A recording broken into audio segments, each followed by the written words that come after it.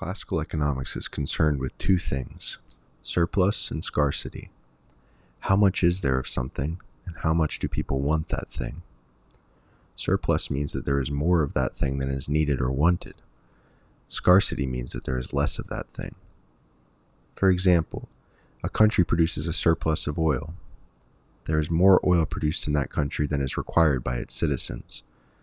Thus, the surplus is exported to those countries which are facing a scarcity. The oil-rich country might be scarce in another resource, and so it exports its surplus to secure other needful resources. Economics is actually quite simple when you think of it in these terms. But what happens when a country remains at a surplus? What happens when a civilization has so much of a resource that they can't offload it fast enough? Stockpiles form. These stockpiles need to be guarded, and thus the civilization produces weapons and armaments capable of keeping their surplus safe. The surplus grows, and without a means of venting, it becomes unmanageable, leading ultimately to a cataclysm.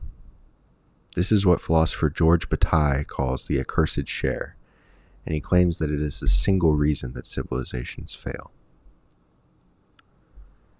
This might seem extremely theoretical, but Bataille argues that it is common to civilizations throughout history, and is the ultimate reason for the fall of Rome or the overextension of the British Empire. For this to be true, however, there would need to be a resource so common and so robust that it cannot be feasibly offloaded in a timely manner. Is there even such a resource? The sun is the source of all energy. Plants photosynthesize the sun's energy. Herbivores consume the plants. Carnivores consume the herbivores, and the cycle continues onward and onward without abatement. But what happens to the excess solar energy? It doesn't just disappear. It has to go somewhere. All of civilization is indebted in the end to the sun. It is the fossilized plants and animals that fuel our engines, and thus our modern world. The sun's energy is nearly infinite, and is a requirement for all survival and growth. But there is more of this energy than is required, a surplus. What does Bataille claim happens when a civilization is given a surplus? He argues that it must offload that surplus in some way. When a civilization is in a surplus, populations grow. Look at the Romans. From a small peninsula in the Mediterranean, an empire is born. Growing populations require more land and resources. Thus, with their surplus population, the Romans needed to look outward. They expanded their holdings, annexing other countries until they had grown beyond their means, their ability to maintain control. This overextension ultimately led to war, disease, famine, and the inevitable fall. The accursed share must be used in some way. If we cannot use it meaningfully, then it is used in an unmeaningful way. Weapons are created, wars are declared, all in order to waste a resource that is too plentiful, too abundant. Bataille also makes the claim that art and luxury are the direct result of this accursed share. A civilization in a surplus is given more time to pursue other modes of waste. Art is merely an effusion of sunlight, a need to use a fraction of the surplus. In Bataille's general economy, exuberance, squander, and loss are the true norms of human nature. The world has given us energy beyond our means. Think of it like compressed steam, covered firmly. Without little holes to vent this steam, the pressure surges, eventually leading to an explosion of confined energy. Art, war, waste. These are the little vents and are required in order for a civilization to continue to survive under a surplus. You might not agree with this theory of economics. You might find it strange to say that the sun is to blame for all modern catastrophe. But let's look at the indigenous cultures of the Pacific Northwest.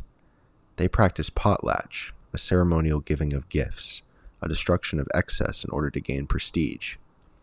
Even in primitive cultures, we see that there is a surplus and a need for that surplus to be offloaded. The ritual burns or sinks resources instead of investing them. Potlatch on a larger scale means large-scale destruction. In complex civilizations, in order for potlatch to be practiced, we must engage in widespread destruction. War, the potlatch to end all potlatch. The greatest expenditure of waste the world has ever known. This destruction serves absolutely no practical purpose, and yet is practiced by nearly every advanced civilization in the world. Another example of modern potlatch is consumerism. We buy things we don't need, non-essential goods that serve no practical purpose but which scratch an unrelenting itch. Buying these items grants us prestige. Human culture is fundamentally obsessed with waste. Buying that new Porsche is not going to help you feed your family, but it is going to give you a kind of satisfaction at displaying your wasted surplus. Advertising creates artificial desires, ensuring that the economy continuously burns off its excess energy. Because society suppresses sacred collective rituals of destruction, the surplus channels into anxious, individualized shopping. Consumerism is potlatch to the umpteenth power. It is the product of a society so inundated with solar energy, it must ritualistically destroy itself.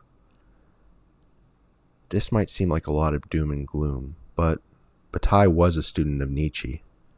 In the eyes of the nihilist, human beings have a fundamental need for self-destruction, a need which can only be met when it has squandered itself.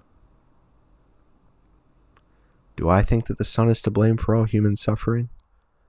No. But I find this theory of solar economics to be very interesting. It allows us to see the world through a different lens, to understand ourselves in new and unprecedented ways. According to Bataille, this very video is a waste of energy. I hope you'll expend a little more energy by liking and subscribing. It helps the channel a lot and will make it easier for me to make more videos like this. I hope you enjoyed.